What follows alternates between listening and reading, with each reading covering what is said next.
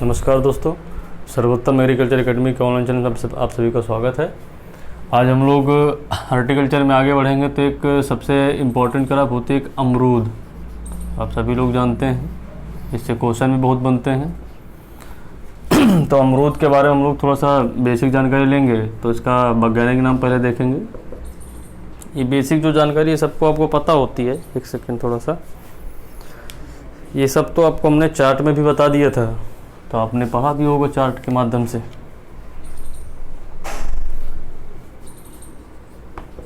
वैज्ञानिक नाम, वनस्पतिक नेम होता क्या? सीडियम गुआजावा। सीडियम गुआजावा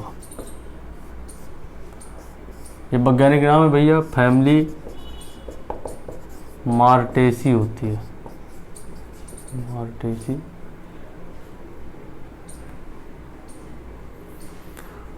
मार्टेसी या मार्टेसी, चलो ले लो, देख लो भाई, सही कर लेना। ओरिजिन प्लेस उष्ण अमेरिका या ट्रॉपिकल अमेरिका।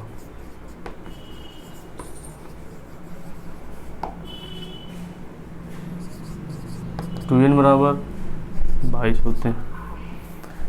ये तो बेसिक एक अमरूद के बारे में जानकारी है जो आप सभी को पता है। आप लोग पहले चार्ट में भी पढ़े हैं, हमने आपको बता भी रखा है। अब हम लोग अमरूद के बारे में चलते हैं।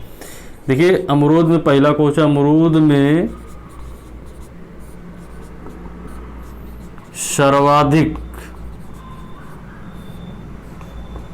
विटामिन सी पाई जाती है।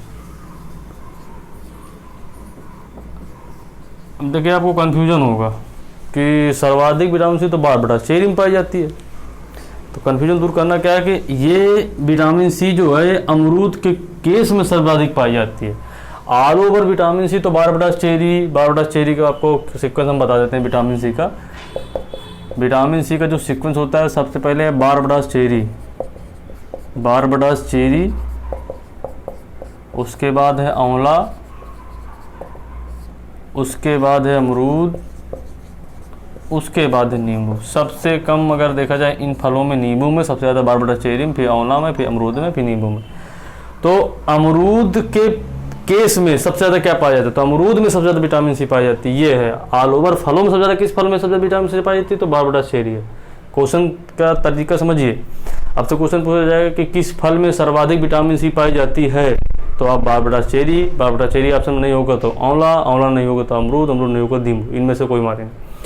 क्वेश्चन पूछेगा कि अमरूद में सर्वाधिक क्या पाया जाता है, तो विटामिन सी। समझ गए भाई। दूसरा है, अमरूद किस प्रकार का फल है?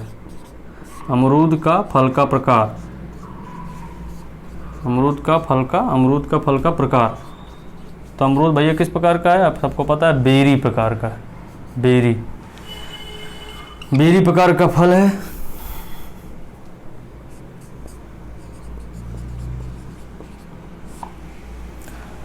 अमरूद को समुद्र तल से 1000 मीटर की दूरी पर उगाते हैं। ठीक।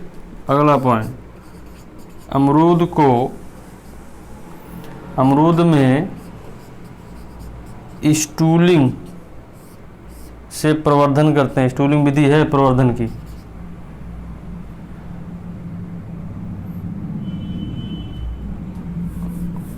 ऐसे लिखिए इसको, वर्ड को इस तरह बनाएंगे, अमरूद में प्रवर्धन।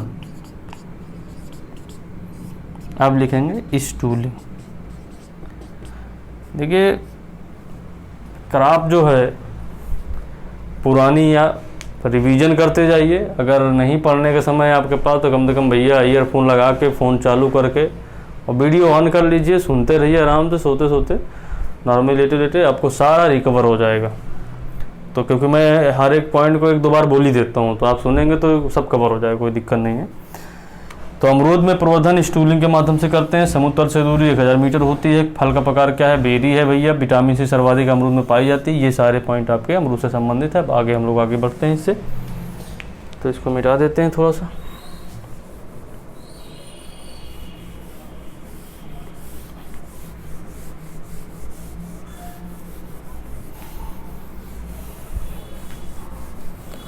अमरूद में कटाई छटाई करने कुछ इस समय।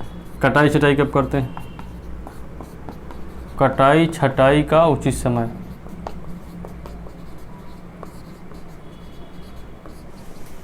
फरवरी मार्च।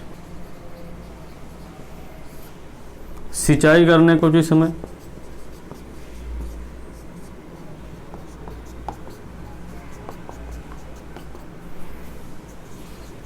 दिसंबर टू जनवरी, ये सिंचाई करने का उचित समय है।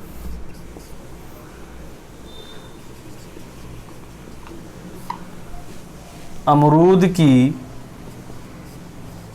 बेदाना नामक किस्म का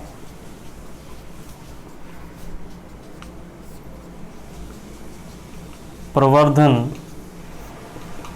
एयर लेयरिंग से करते हैं, बाकी का स्टूलिंग है। बेदाना नामक का क्या है? एयर लेयरिंग, ये याद रखिए भाई। अमरूद की बेदाना नामक किस्म का प्रवर्धन एयर लेयरिंग के माध्यम से करते हैं, बाकी सारी किस्मों का प्रवर्धन हम किससे करते हैं भैया? स्टूलिंग विधि से करते हैं। अमरूद के बीजू पौधों को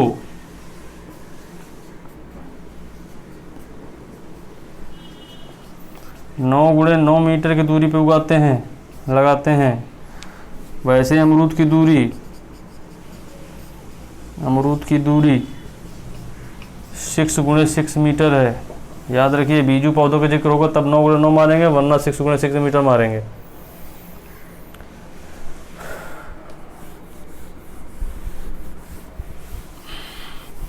आगे देखिए,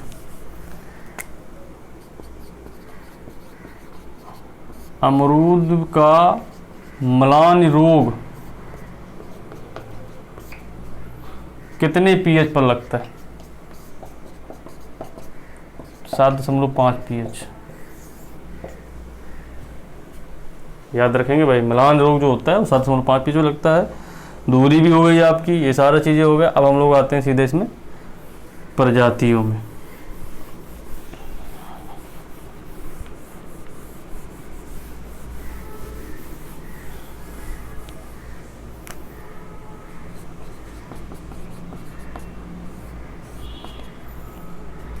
लखनऊ 49, इसी का दूसरा नाम है इलाहाबादी सरदार गुआवा, सरदार गुआवा। दूसरी है इलाहाबादी सफ़ेदा,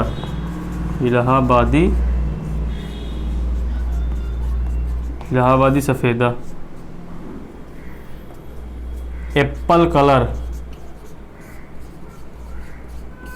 बेहात कोकोनट,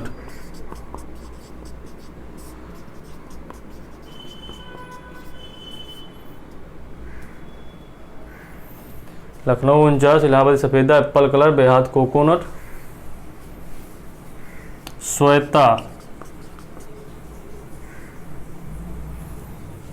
श्वेता प्रजाति अमरूद की, इसमें सबसे ज़्यादा TSS पाया जाता है, लगभग 140 डिग्री ब्रिक्स, इतना पाया जाता है। 140 डिग्री ब्रिक्स श्वेता प्रजाति अमरूद को होते हैं, इसमें सबसे ज़्यादा कोकोनट पाया। अब देखिए, कुछ प्रजातियाँ इसकी होती हैं जो सीडलेस होती हैं।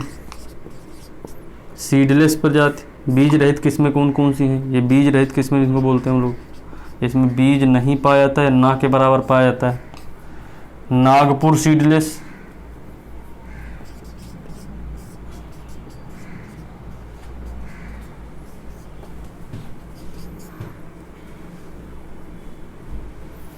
बेहात कोकोनट,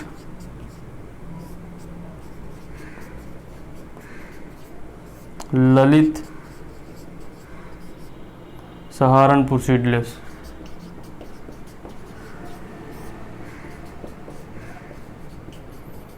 ये भैया हो गई। ललित जो है ये लाल गूदे वाली किस्म भी है। लाल गूदे वाली अगर कोई किस्म है तो ललित है, याद रखिएगा। अमरूद की ललित एक ऐसी किस्म होती है जिसका गूदा लाल पाया जाता है। और Nagpur seedless, Saharanpur seedless, Behat coconut, Lalit, ये सारी आपकी बीज रहित किस्में होती हैं अमरूद के किस्में। हम लोग कुछ अन्य किस्में भी हैं, उनको भी देखेंगे।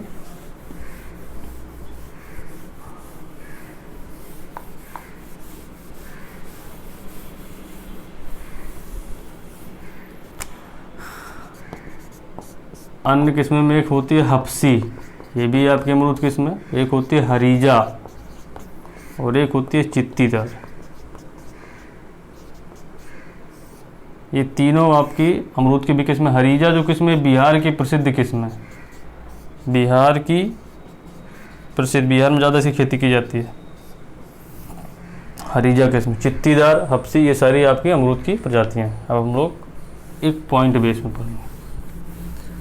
पॉइंट बेस में ये है कि उत्तर प्रदेश की या यूपी की प्रसिद्ध किस्म कौन सी है अमरूद के किस्म? अमरूद पढ़ रहे हैं भाई। यूपी की प्रसिद्ध किस्म है तो भैया है इलाहाबादी सफ़ेदा। इलाहाबादी सफ़ेदा यूपी की सबसे पसंदीदा किस्म या प्रसिद्ध किस्म इलाहाबादी सफ़ेदा है। अमरूद सबसे ज़्यादा कहाँ होता है? अमरूद यूपी में होता है। तो यूपी में सबसे ज़्यादा कहाँ होता है अमरूद? यूपी में सर्वाधिक, यूपी में सर्वाधिक इलाहाबाद में। इलाहाबाद जो आजकल प्रयागराज के नाम से जाना जाता है, सर्वाधिक अमरूद यहाँ पे होता है। अमरूद की किस किस्म में विटामिन सी सर्वाधिक पाई जाती है भाई? कौन सी किस्म में विटामिन सर्वाधिक पाई जाती है? वो है लखनऊ 49। याद रखिए भाई, सरदार गुआवा भी इसको कहते हैं। विटामिन सी सर्वाधिक अगर पाई जाती है तो लखनऊ 49 में पाई जाती है। और यूपी की प्रसिद्ध किस्म इलाहाबादी सफ़ेदा है, ये याद रखिएगा।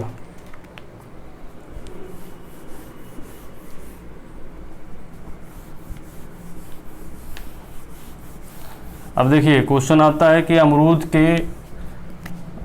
के फल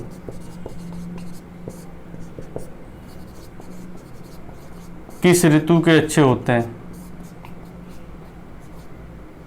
किस ऋतु के अच्छे होते हैं या किस ऋतु के अच्छे होते हैं? तो आंसर आपका इसका होगा बसंत ऋतु। बसंत ऋतु का मतलब होता है भाई जनवरी फरवरी वाले। बसंत ऋतु वाले फल जो होते हैं वो अच्छे होते हैं। बहारें पाई जाती हैं कुछ इसमें अमरूद की, बहुत इंपॉर्टेंट क्वेश्चन से बनता है। सबसे अच्छी बहार कौन सी है?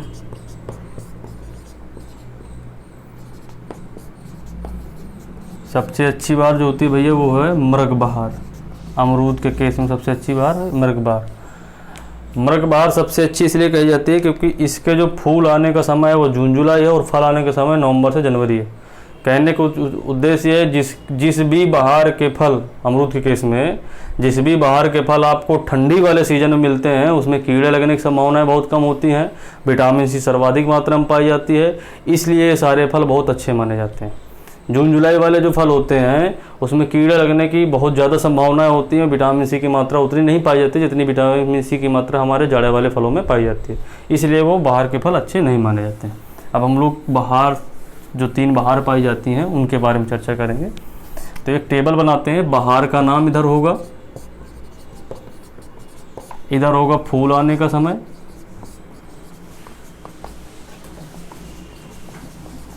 इधर होगा फल आने का समय।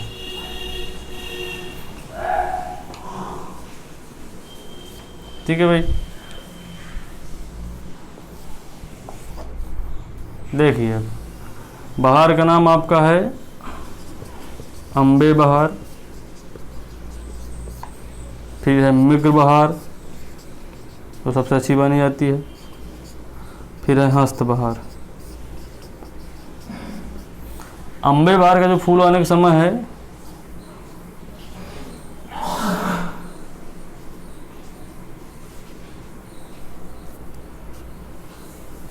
जनवरी फरवरी है। जून जुलाई में फल आते हैं। जून जुलाई है फूल आने के समय। नवंबर से जनवरी फल आते हैं। सितंबर अक्टूबर में फल आते हैं, फूल आने के समय सॉरी है। और मार्च अप्रैल में फल आते हैं हस्त बहार के।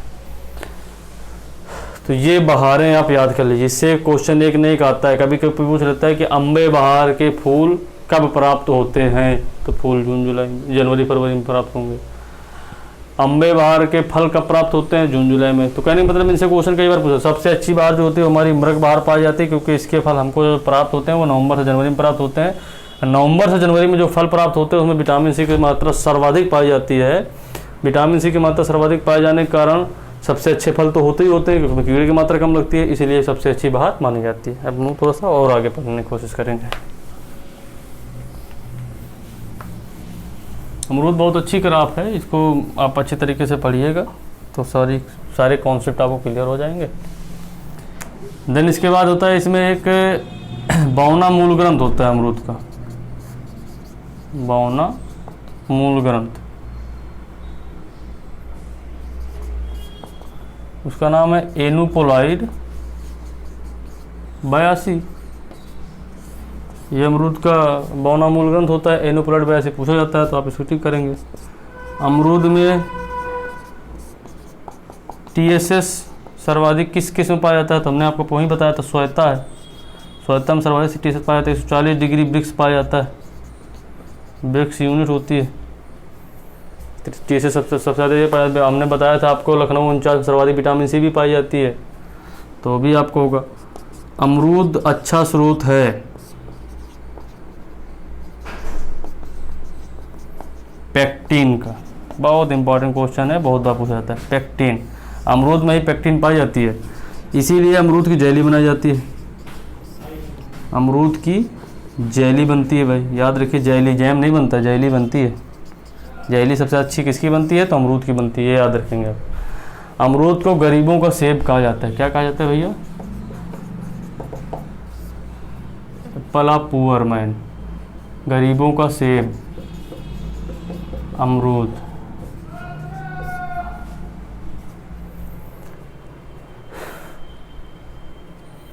TSS पेक्टिन भी, इसमें पेक्टिन का रोल होता है। जब जेली बनती है तो उसमें पेक्टिन का बहुत अच्छा रोल होता है, बिना पेक्टिन के जेली बनी नहीं सकती है, और यह अमरूद में ही पाई जाती है, खासियत ये। तो ये क्वेश्चन पूछा जाता है कि अमरूद अच्छा स्रोत है तो पेक्टिन का क्या बनता है? जेली बनती है। TSS सब कुछ पता है।